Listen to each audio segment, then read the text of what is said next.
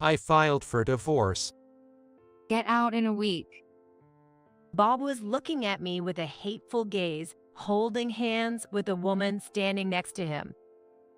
He seems to be flaunting their closeness.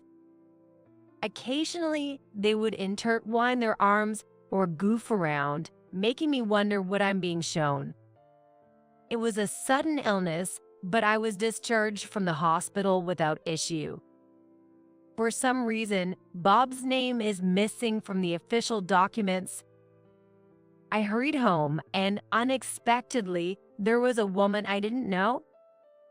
I had heard that Bob took advantage of the company's welfare benefits to care for me, using caregiving leave for an affair. What kind of nerve does he have?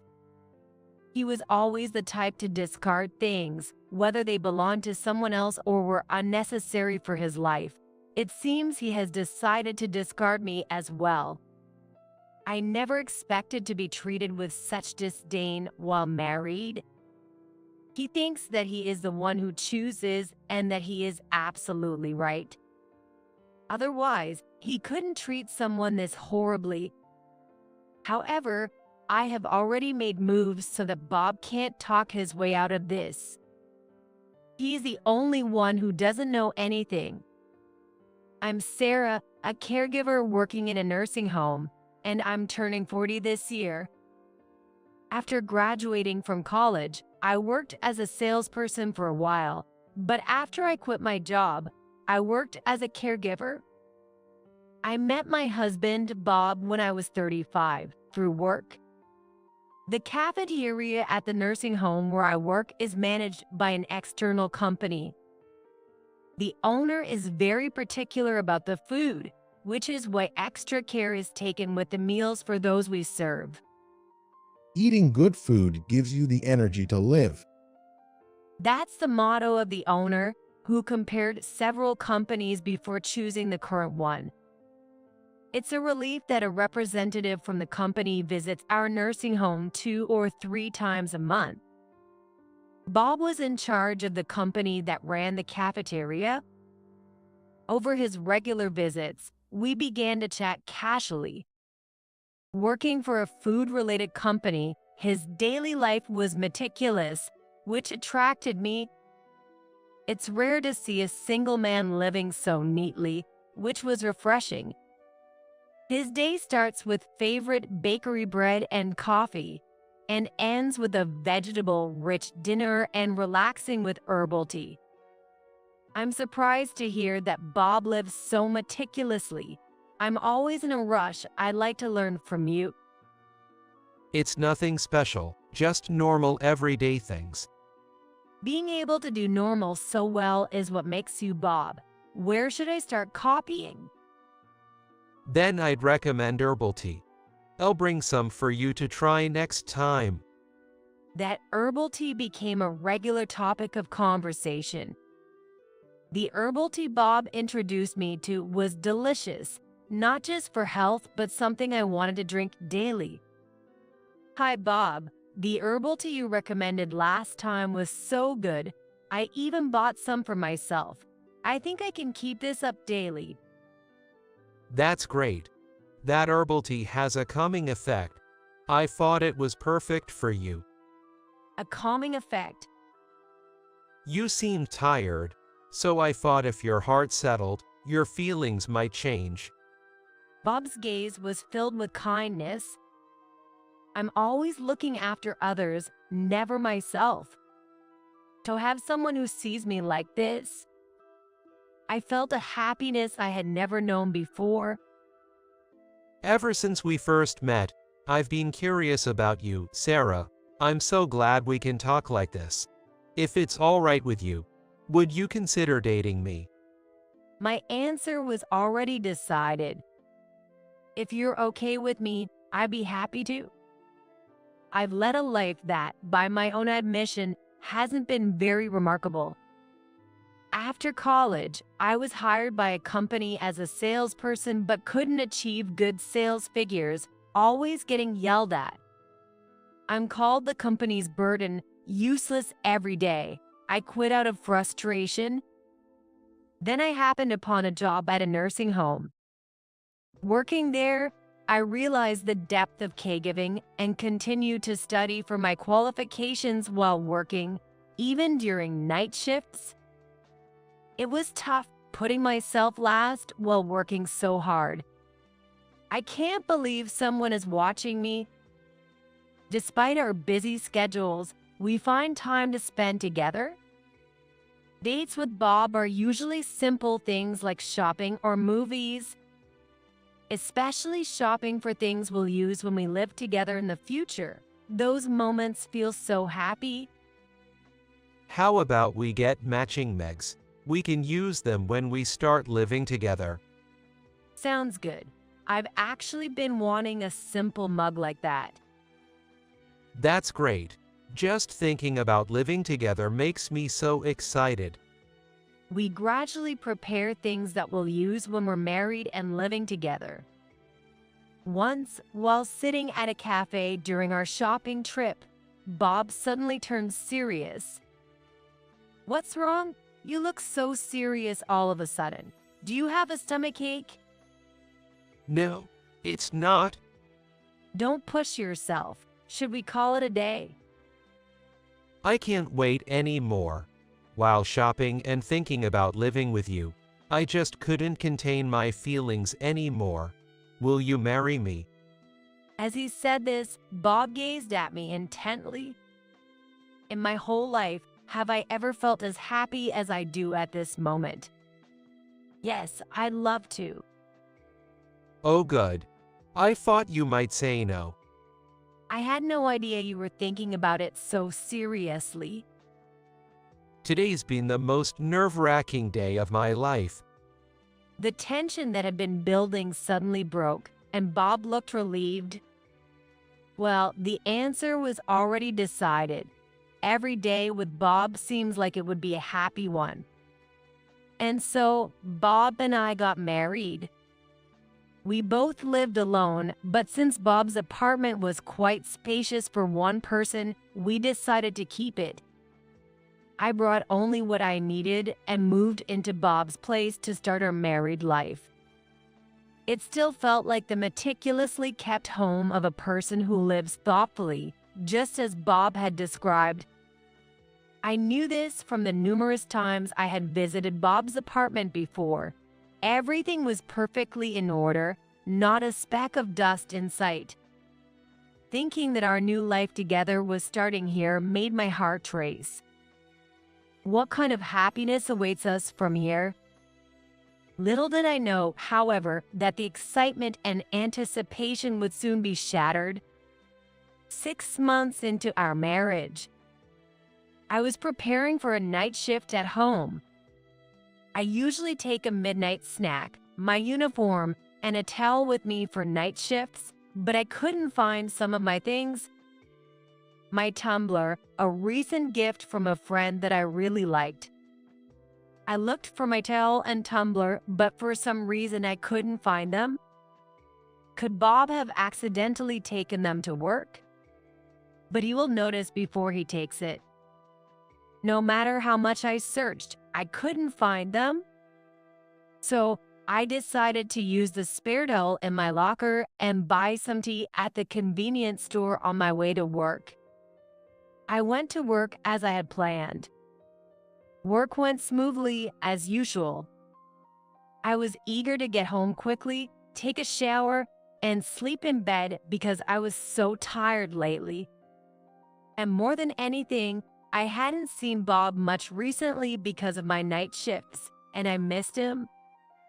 Rushing with those feelings, I hurried home. When I got home, Bob was in the living room, getting ready to go to work. As usual, he was pressing his favorite shirt with an iron. Hi, Sarah. "Bob, good timing. There's something I want to ask you. Is that okay?" Are you asking about the tumbler? I hadn't expected Bob to bring up the topic of the tumbler. Since he mentioned the tumbler, maybe he knows something about it. Yes, I can't find my tumbler and my towel. I looked for them before work, but I couldn't find them. Do you know anything about them? Oh, really? I thought I brought it from my old place. Well, I've already thrown it out. I couldn't believe Bob's words that he had clearly thrown it away. Why? There was no need to just throw things out without asking. Things need to be organized properly. He looked at me with a puzzled face, as if wondering what he had done wrong. I was shocked to learn that he had thrown it away without my permission. The tumbler was a birthday gift from an old friend, and because it was sentimental to me, I couldn't stay silent after hearing it was thrown away without my consent. Then Bob sighed while looking at me. Using such a tasteless thing. I didn't know that was your style, Sarah. I got rid of the stuff you don't need, and that's how you talk to me. It infuriated me that he could throw away my things and act as if he had done nothing wrong. However, I was so angry that I couldn't find the words to speak. Is that all? Well, I have to go now. By the way, Sarah, make sure you sort out your unnecessary things. Unnecessary things? What does he mean? I decluttered when we got married and moved into this house. It was supposed to be a new married life moving into Bob's house, which he had lived in alone, so I had carefully organized my belongings to not overwhelm the space. Realizing what Bob might mean, I decided to look around the house. Although I was exhausted and sleepy from my night shift, a bad feeling made both disappear. My suspicion was confirmed. Some items that should have come from my home were missing. Clothes, shoes, bags, and accessories that I had bought during my single years. I hadn't taken inventory of everything, but it looked like quite a bit had been thrown out. I can't believe he would dispose of other people's things. I had carefully selected and brought only the essentials for our new life together. Honestly, I don't have that many personal items, and it's not like they were cluttering up the place. And yet he threw them out. It appears that items with slightly bold colors or characters have been disposed of. Probably, he threw out things that didn't match his taste or the home's interior. If he had just told me, I would have considered whether to dispose of them myself. Why do it without asking? I was so shocked by the disposal of my important items that I couldn't move for a while. Maybe there's something wrong with me for not realizing earlier what kind of person he was, but still, there was no reason for him to dispose of them like that. I felt my head going blank from the shock. I don't know how long I sat there, but when I noticed, the outside was tinted with the color of the sunset. I had been sitting in shock ever since I got home and discovered that Bob had disposed of my things. I looked at the clock, and it was almost 6 p.m. Realizing that Bob would be home soon, I tried to stand up but felt dizzy. Honestly, I had no appetite, and I couldn't think of what to make for dinner. While I was dealing with this, Bob came home. I'm home. What have you been doing all day? Welcome back, Bob. I'm not feeling very well. Oh, really? What about dinner? He seemed uninterested in my condition as he took off his suit and sprayed it. Sorry, I'm not feeling well and have no appetite, so I haven't made anything. There's some meat marinated in sauce, though. Do you want it? That's fine.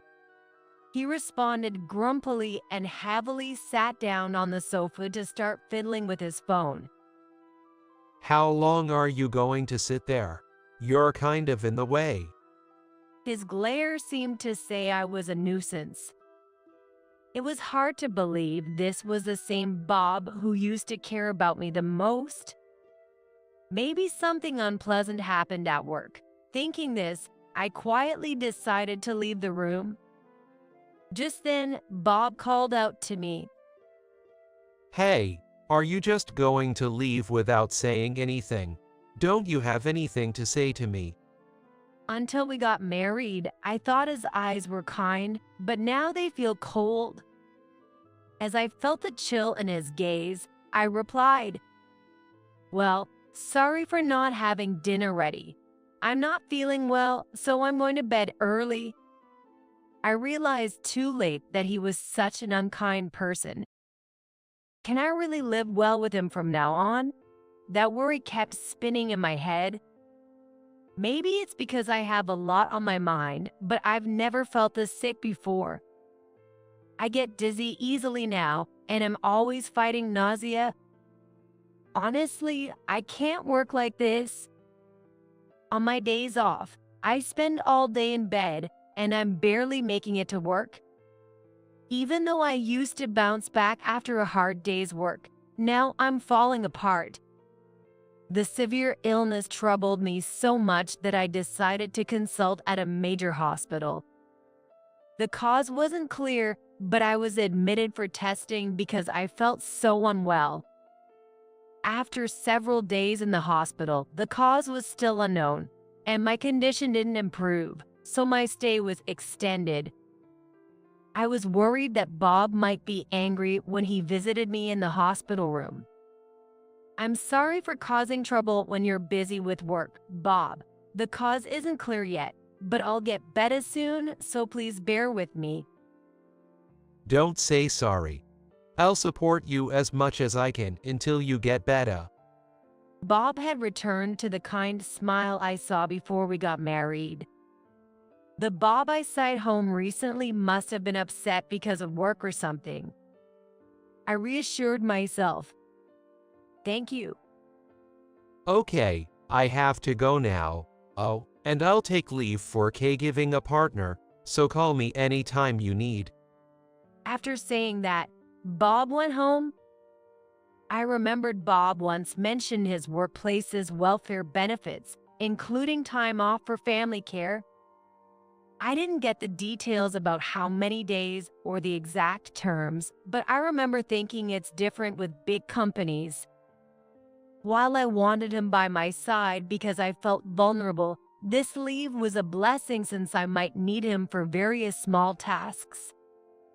I immediately contacted Bob to bring some things to the hospital, but all I got was his voicemail, no matter how many times I tried. Finding this strange, I went to sleep, but the next day, I couldn't get through to him again. It was definitely unusual, so I left a message, but it never got read. While feeling anxious, I continued my treatment to cure the mysterious illness. Thanks to focusing on treatment, I was able to be discharged about 3 weeks later. Even when I let Bob know I was being discharged, he still didn't read the message. Worried something might have happened to Bob, I was anxious. All I wanted was to get home as soon as possible. Before that, I remembered I needed to submit some documents. I feel like there was a document I had to submit at the city hall. It felt tough to do right after recovering, and I was more worried about Bob, but it seemed too hard to go back later, so I stopped by the city hall on my way home. There was something off about the document issued at the city hall. It should have printed data for all family members, but strangely, only my name was on it. Since it was supposed to print data for both Bob and me, I had a bad feeling. Rushing home, I felt a presence in the house that wasn't Bob's. I smelled a perfume that Bob never uses as I entered from the front door. When I walked into the living room, there was Bob and a woman I didn't know. "Who is this?" As they turned around, smiling, the woman clinging to him spoke up. Is this the person Bob was talking about? Yo, but it's okay now. I had no idea what was okay. In that moment, part of me was bizarrely calm, like something out of a TV drama. I became dazed and accidentally dropped my bag. In the process, the documents I had gotten from the city hall fell out of the bag. I composed myself and decided to ask Bob something. Hey, who is this person? Also, when I got the documents from the city hall, only my name came up. Do you know anything about this? Bob replied with a smirk. I filed for divorce. For a moment, I thought I had misheard, but looking at Bob, it didn't seem like a joke. Wait, what do you mean, a divorce application? That's right. I don't need an extra burden. It's only natural to get rid of what you don't need.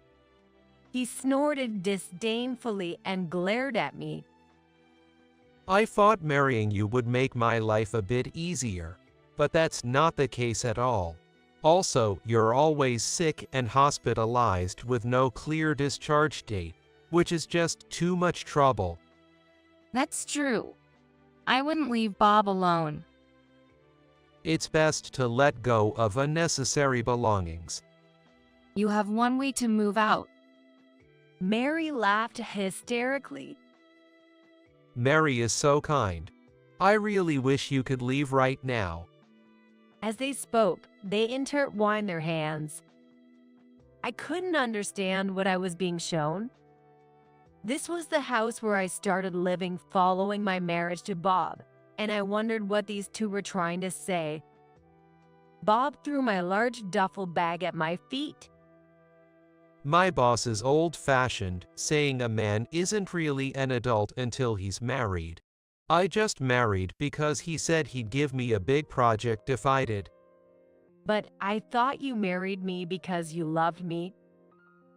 I never said I loved you. I just thought you were an easy option for marriage.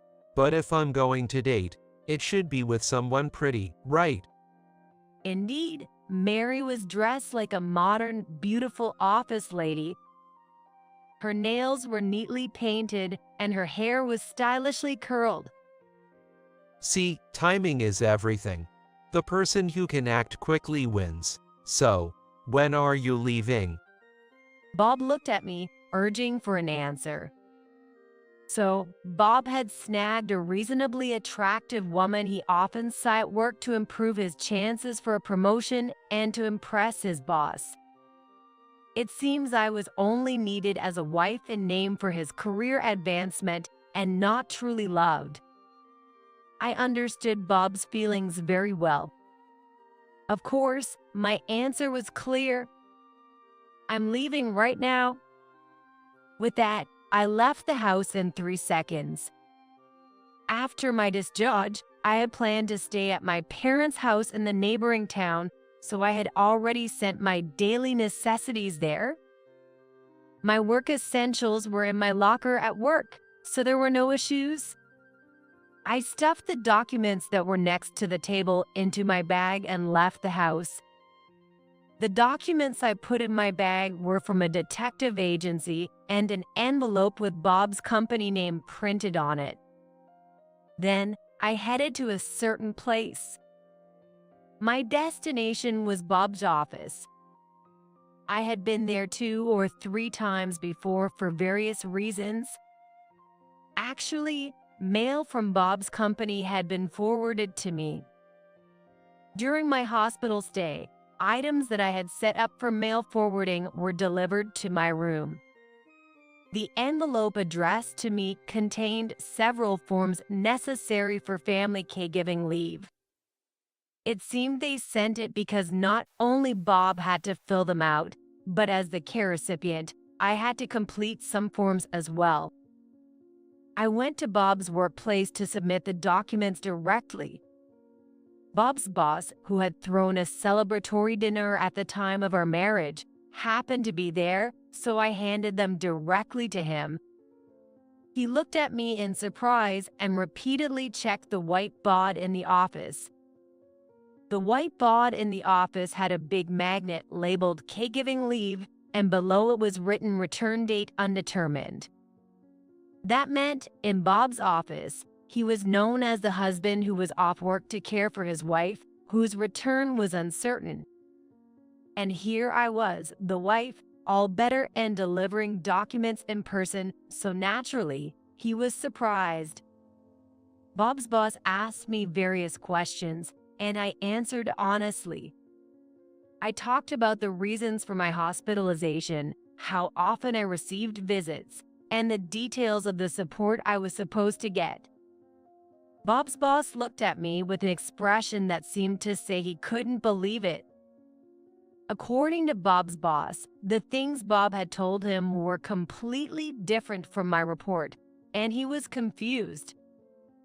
However, after comparing the medical records and hospital receipts I submitted, along with the records of the days Bob had taken off, he seemed to believe that I was telling the truth. Then I submitted another document. It was a document proving our divorce, and Bob's boss was speechless. If someone who claimed to have taken leave to care for his wife turns out to be divorced, the boss couldn't just stay silent. It seemed like the company decided it was no different from taking illegitimate leave, and he informed me that some form of disciplinary action was unavoidable. Indeed, what Bob had done was completely taking illegitimate leave, and on top of that, for an affair. Taking time off under false pretenses for an affair and filing for divorce without consent. There's no way I could forgive that. When I left Bob's workplace, I noticed dozens of missed calls from Bob. Wondering if he still had something more to say, I was about to put away my phone when Bob called again. Hey, you better not have said anything unnecessary. I wanted to retort at his opening remark, but I held back and replied, "Unnecessary, like what?" Whatever you say, everyone will believe me anyway. Don't get it twisted. Bob said so and hung up. Was that supposed to be a warning to me? He must be assuming that I wouldn't say anything excessive. I went to a law firm and consulted about the divorce and suing for damages for Bob's affair. I provided the evidence and information about the other party that I had previously obtained from a detective agency and decided to claim damages from both Bob and his affair partner. I couldn't let them get away with just taking the good parts and ignoring the rest. The lawyer worked quickly, and within a few days, Bob and his affair partner both received the documents for the claim for damages. I received panicked calls from both of them. Hey, what the hell are you doing? You're just the one who didn't get chosen by Bob. They were yapping like noisy puppies, making my ears hurt just by holding the phone. Just doing what's right. Did you really think this would end without anything happening? Sarah, always doing something extra. When did you know? Since when? Quite a while ago. No matter how much I work night shifts, it's strange not to see Bob for days on end. That is. Thought you wouldn't be suspected just by saying it's work? I'm the type who wants to know if something feels off, so I had it investigated. I could hear Bob breathing heavily over the phone, obviously angry. Investigated. You're a bastard. To think, married but secretly meeting with an affair partner, and I hear she's someone from a company client. You marry is, and where she's from isn't your concern, and if anything happens to her, I won't forgive you. He seems to be out of his mind. He cannot understand the situation he is in now. And you have time to worry about others? Well, just stop causing trouble for everyone else. There was one more issue. Mary, Bob's affair partner, hadn't paid a dime in damages. Was she thinking that if she stayed silent, she wouldn't have to pay, or did she truly believe she wasn't in the wrong? Either way, I couldn't let this slide. Determined not to be walked over, I consulted my lawyer again. Ultimately, we decided to garnish Mary's wages. Once her wages were garnished, it must have become known at her workplace that she had been having an affair. Mary kept calling me. I didn't want to pick up the phone, but I didn't want to put off the hassle, so I took it. Hey, what were you thinking? Because of you, it looks like I'm going to get fired. Apparently, the affair and subsequent poaching had been exposed, and now Mary and Bob were both being pointed at behind their backs at work. Both Mary and Bob, though they worked in different places, were apparently being given the choice between transferring to a remote sales office or resigning. Well, if someone like you who cheats is around, it's bound to sour the workplace atmosphere, right? Just choose between transferring or resigning. No way. I'm not the type who can live in the countryside. If you hadn't meddled, I could have continued like this. You think you could have continued like this? I asked, feeling incredulous. Yeah. I could get married and Bob would be happy to marry me, and then we'd all live happily ever after.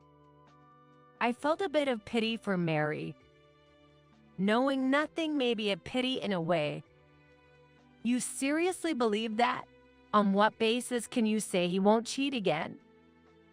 If there's love, there won't be any cheating. You don't need to tell me that. Fine then. If my leftovers are good enough for you, go ahead. But don't think you can odds the damages.